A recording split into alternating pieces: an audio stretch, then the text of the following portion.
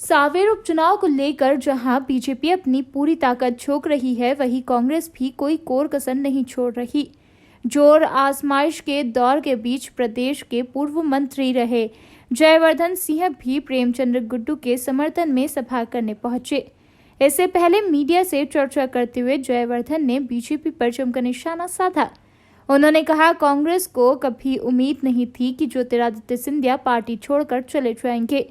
सिंधिया को 20 साल के राजनीतिक करियर में कांग्रेस ने सांसद से लेकर केंद्रीय मंत्री तक बनाया है, लेकिन उन्होंने अपने स्वार्थ के कारण कांग्रेस को छोड़ बीजेपी का दामन थामा है। उन्होंने कहा, तुलसी सिलावट सहित अन्य विधायक जो बीजेपी में शामिल हुए हैं, उन्होंने केवल अपने स्वार्थ के लिए जनता को धोखा दिया है।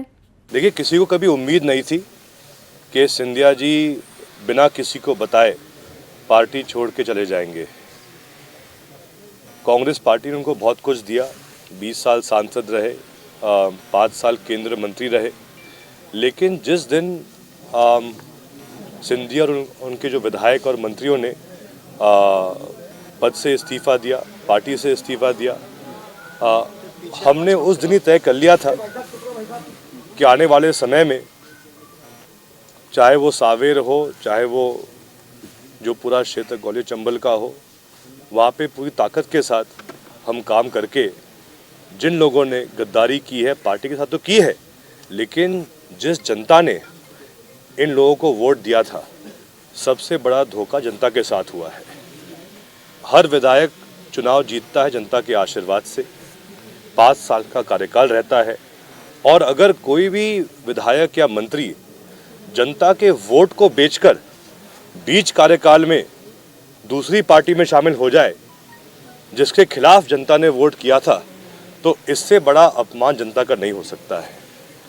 जहाँ तक बात सावेर विधानसभा की है, कांग्रेस पार्टी के प्रत्याशी आदरणीय प्रेमचंद गुड्डू जी पहले भी यहाँ से विधायक रह चुके हैं।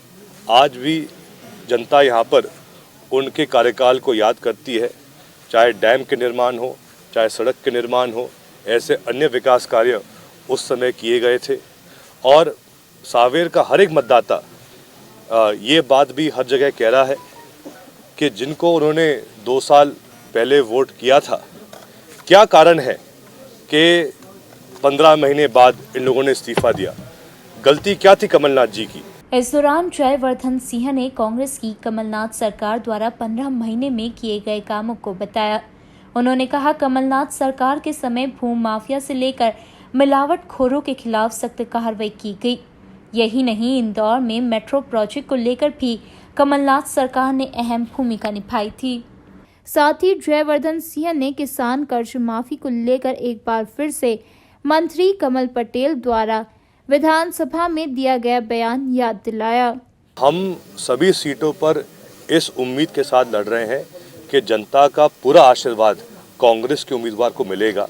इसलिए मिलेगा, जैसे मैंने पहले कहा कि कमलनाथ जी का जो 15 महीने का कार्यकाल था, हम शहर की बात करें तो जिस प्रकार से कमलनाथ जी ने भू माफिया के खिलाफ जो अभियान चलाया था, ऐसा कभी भाजपा ने नहीं किया 15 सालों में, लेकिन 15 महीने में कमलनाथ जी ने करके दिखाया। क्योंकि कमलनाथ जी निस्वार्थ रूप से सिर्फ और सिर्फ जनता के लिए सेवा कर रहे थे। जो बड़े बड़े भाजपा के दलाल पिछले 15 साल में हावी हो गए थे आम जनता पर, उनको कमलनाथ जी ने सबक सिखाया। शायद यही गलती कमलनाथ जी की थी, या फिर जो लोग काम करते थे मिलावट का, अवैध धंधा करते थे, उन पर भी कमलनाथ जी ने सख्त कार्रवाई कराई थी।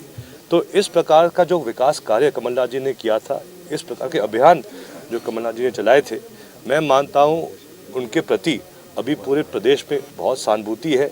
कुछ दिन पहले देखा होगा, मैंने प्रश्न उठाया विधानसभा के अंदर, और उसमें भाजपा के कृषि मंत्री कमल पटेल जी ने स्वीकार किया है कि कांग्रेस के 15 महीने की सरकार में 27 लाख किसानों का कर्जा माफ हुआ है। लगभग 11,000 करोड़ से अधिक राशि किसानों को मिली है। ये मैं नहीं कह रहा हूँ, ये भाजपा के कृषि मंत्री ने विधानसभा में उत्तर दिया है।